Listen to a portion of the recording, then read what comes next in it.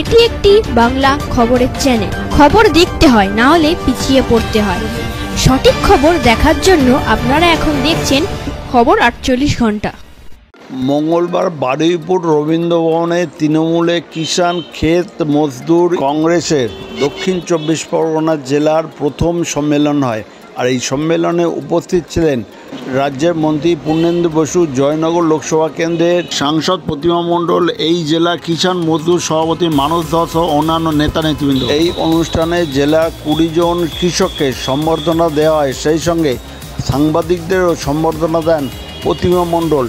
এরপর তিনি কিষাণদের সম্বন্ধে কি বলেছেন তা শুনুন একমাত্র খবর 48 ঘন্টার পর্দায়।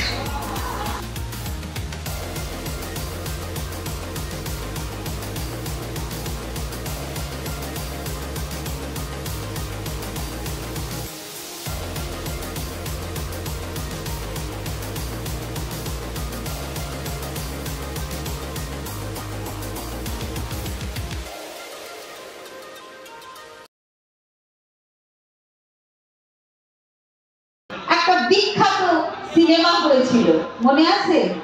মেরে দেশ কি ধরতি সোনা উগলে উগলে হিরে মোতি, মেরে দেশ কি ধরতি।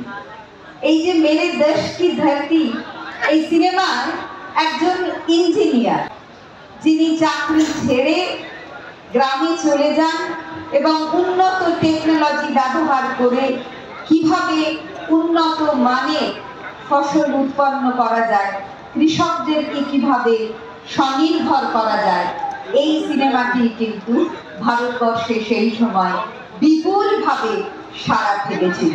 এবং এটা কৃষকদেরকে সম্মান জানানোর জন্য, ভারতবর্ষের কৃষক ভারতবর্ষের এক সম্পদ, ভারতবর্ষের কৃষক ভারতবর্ষের এত বিপুল সংখ্যক মানুষের মুখে অন্ন জোগাতে তাদের অবদান, তাদেরকে সম্মান জানাতেই কিন্তু এই সিনেমাটি তৈরি হয়েছে।